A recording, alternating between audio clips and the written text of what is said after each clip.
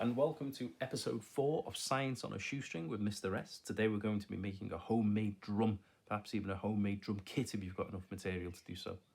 For this investigation you're going to need a glass container or a really strong plastic container. I did look for some plastic because this is Science on a Shoestring with Mr. S. I didn't have any, so I had to improvise. I've used glass.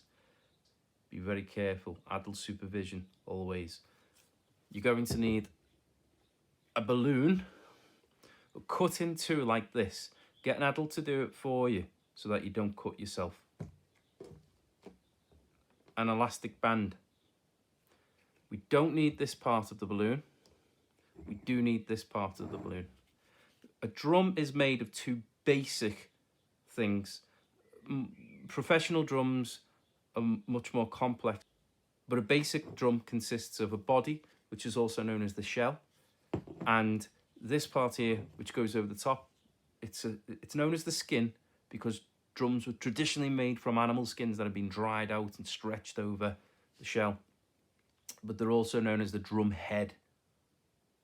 And that's what we're going to do now. We're going to stretch this over our jar, which is also our drum shell. So take your balloon, put it over your fingers like that. So it'll stretch out. You might need to stretch it a few times beforehand first. And you want it to go right over the glass, right over the rim too. So it's stretched tight, really taut. Now I did that with just my two hands. My hands are quite large. You might need somebody to hold the glass down whilst you do it as well. Elastic band over the top. Now, if you've ever worn a hair bobble, you'll know the technique is to twist it back on itself, like that. That's our drum. Now, let's test it out. I'll try a finger first.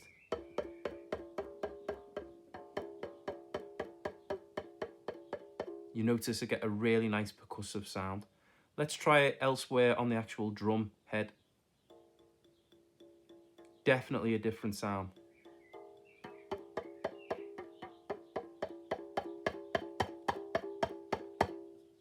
Let's try the other end.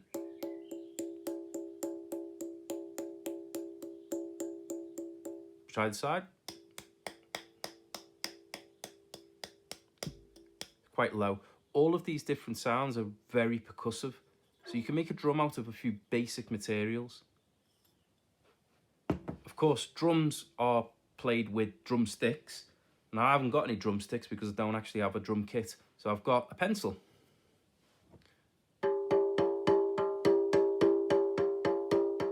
So we can keep time in music by just using a simple drum. Put that together with other instruments, you've got a band. Now I'm going to try it with a different container. I've got a smaller glass jar here.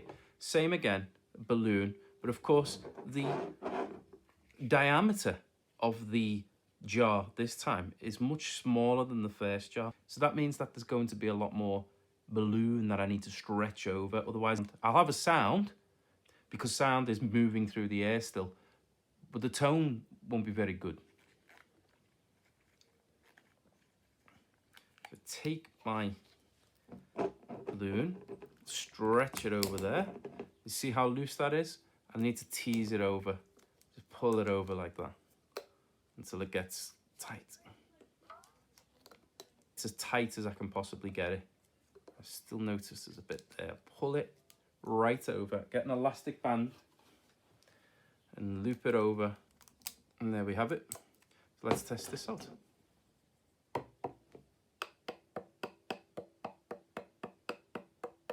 Definitely a different type of sound. Sounds more like the glass rather than the drum.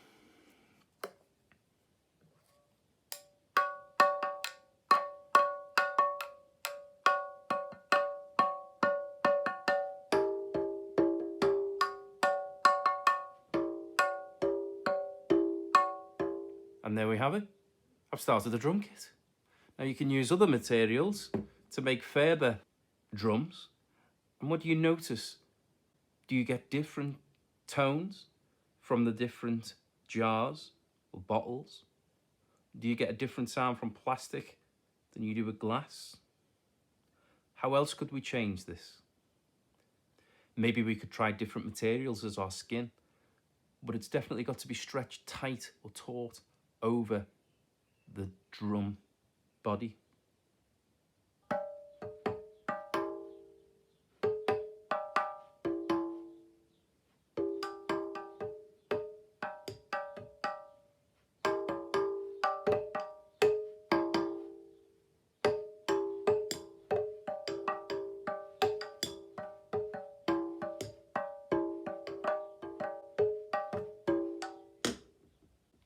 Well, I don't think I'll make a musician anytime soon.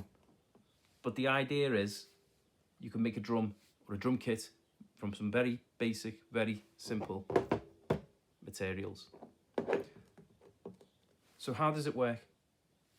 The tension of the skin or drum head pulled over the shell or the body of the drum gives it its sound. However, the actual drum shell itself affects the sound too. So the thickness of the material, the type of material, how long it is, how short it is, and these are all different variables that we can investigate later. Professional drum kits are tuned by tightening up the skin over the shell of the drum. It produces a sound because air, like all matter, consists of small things called molecules. And when a drum is hit with a finger or a mallet or a drumstick or whatever it's hit with, the drum head, the skin, vibrates, producing sound waves. The vibrating drum head produces sound waves because it moves in and out, in and out. You can't see that. But if you were to zoom in really closely, you'd be able to see that. I can prove it to you now though. I just take a few grains of rice and place them on top of the drum head. Now I'm going to hit an area of the drum head. And you'll see the rice actually moves.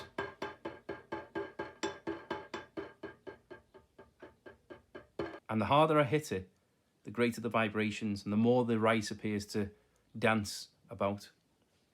So these sound waves that are produced by that vibration are moving about in the air inside the jar. As they move and hit the inside of the jar, they reflect back. They reflect around the shell of the drum and back up to the skin of the drum. And that produces the sound that we actually hear. So of course, depending on the material and how they're actually stretched over the drum or the actual drum itself, that is going to affect the actual sound that we hear. So the sound that we hear depends on the waves and how they're actually traveling. The pitch of a sound depends on the frequency. A rise in the frequency means that there's a rise in the pitch, and we can see that on the diagram. High-pitched sounds, you can see the waves are very close together. Low-pitched sounds, the waves are quite far apart. Now, this might make you think that low frequency or low pitch sounds are somehow slower. That's not the case. The sound travels at the same speed no matter what. It's just that the lower pitch sounds have a lower frequency. The higher pitch sounds have a higher frequency. Frequency, think about the word frequent. How many? An example of a high pitch sound would be a whistle, and a low pitch sound, a bass guitar. So you can have higher pitched drums and lower pitched drums. That's quite different from volume. Low pitch does not mean low volume, nor does high pitch mean high volume. You can have a low volume sound that is high pitched. So for example, if somebody has a very high voice, they can speak really quietly. The same if somebody's got a really low voice or a low pitched voice, they can still speak quite loudly. So coming back to the drum and the sound we make, We stretch out the drum further without actually tearing it.